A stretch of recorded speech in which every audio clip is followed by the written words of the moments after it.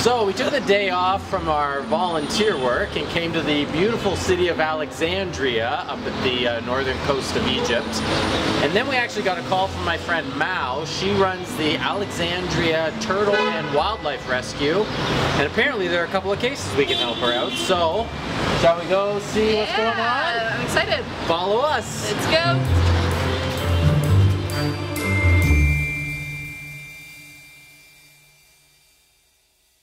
Come on in and join me. I'll film it from outside. Thank you. Oh, we might not be able to see much. This is very cool. Wow. I think I hit too high. I think I hit the 4th floor. Because I think it's 0, 1, 2, 3 instead of 1, 2, 3, 4. Yeah. Bye-bye.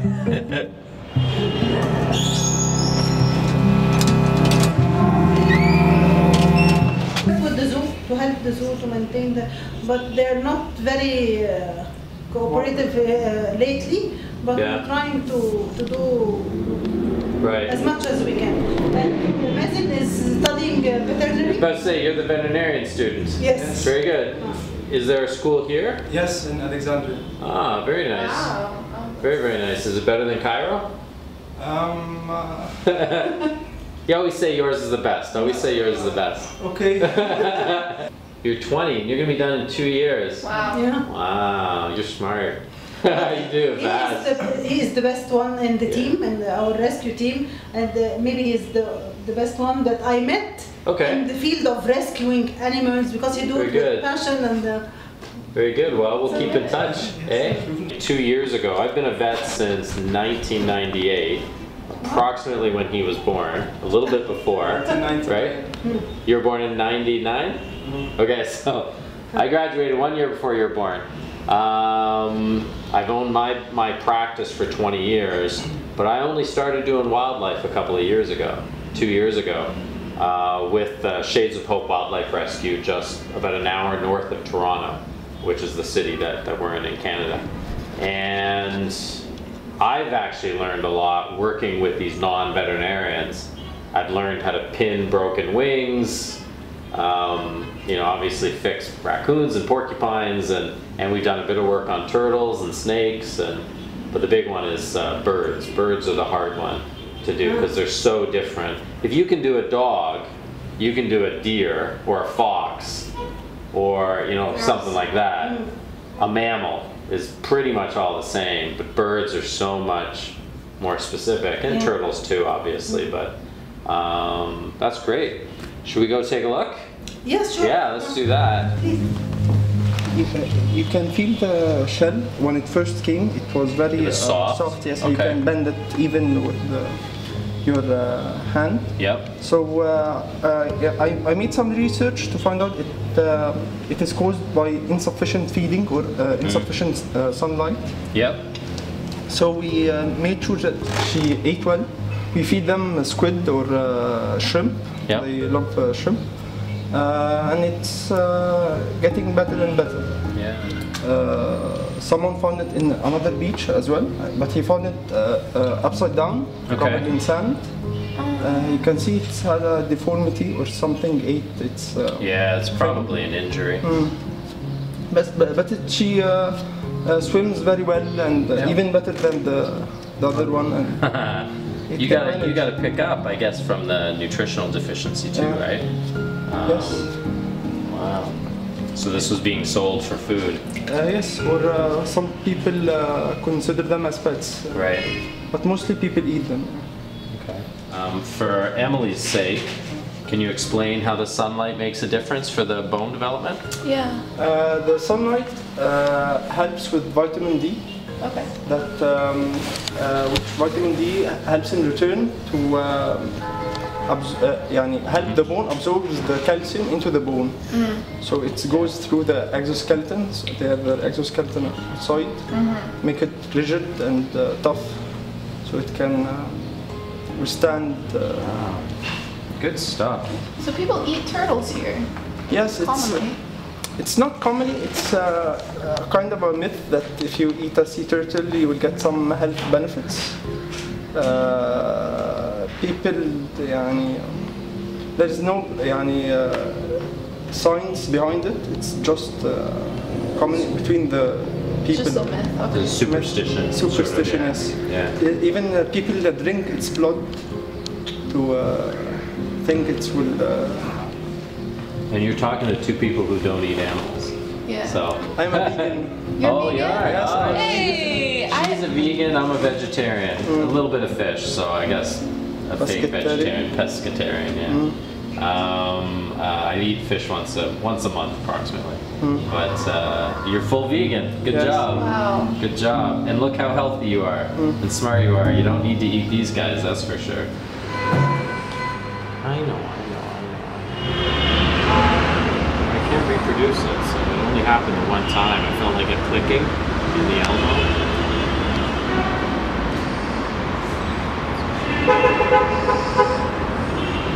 It seems very strong. Like when you hold it, its wings are very, very strong. Let's So try where do you to- normally release? Okay. Right here? Yes. Wait. Okay, just watch it for a second. So we've got a left side droop where the flight feathers are higher. They should be kind of tucked in. So the shoulder's kind of doing this. So it's actually the left side that's the problem. So let's examine it again and I'll pay more attention. Can you hold just the body and I will hold the two wings?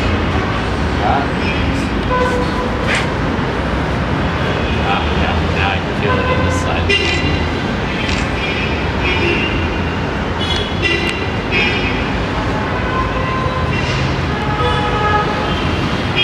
It's definitely an elbow instability that occasionally almost feels like it's dislocating.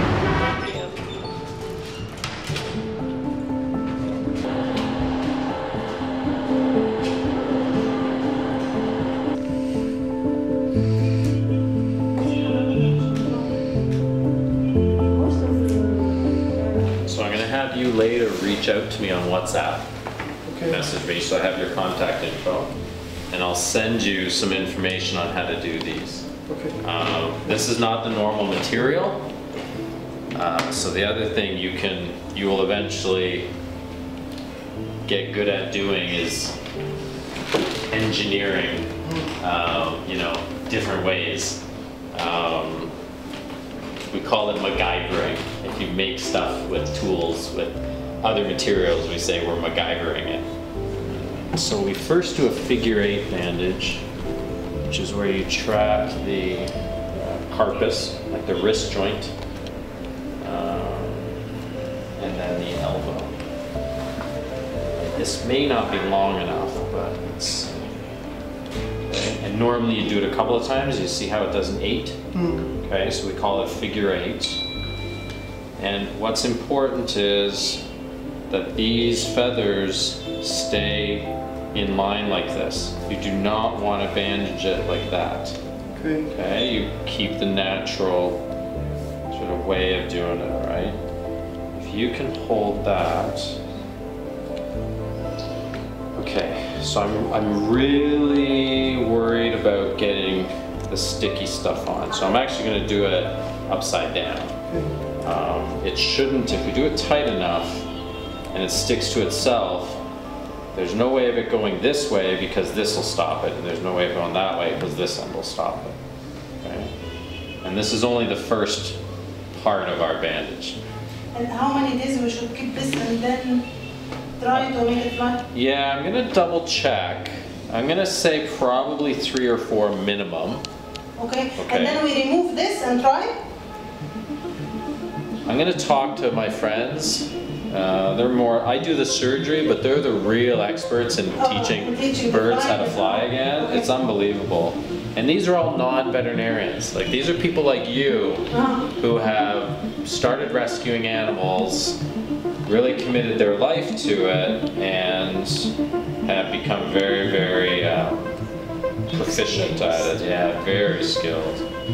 Mazen, you know how to put this back again like this way?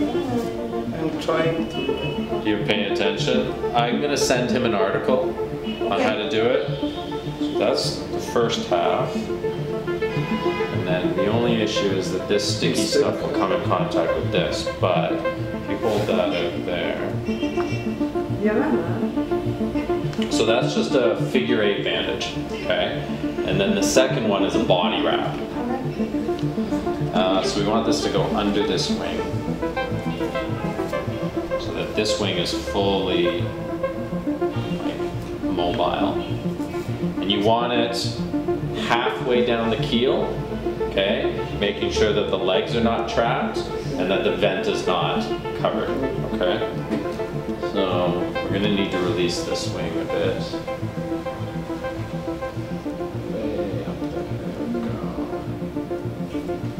After surgery, we'll do this as well if we end up pinning, like doing external fixations. So we'll do an IM pin and then 2 pins going this way. Let's say it's a broken humerus. Afterwards, we remove those. They'll often body wrap it for a week. And then there's ways of doing physiotherapy. I can send you some information on how to help them strengthen their flight muscles. Ideally, radiographs would be great. Is there a possibility that you could have this per X-ray? Yeah, Yes. perfect. Yeah, X-ray.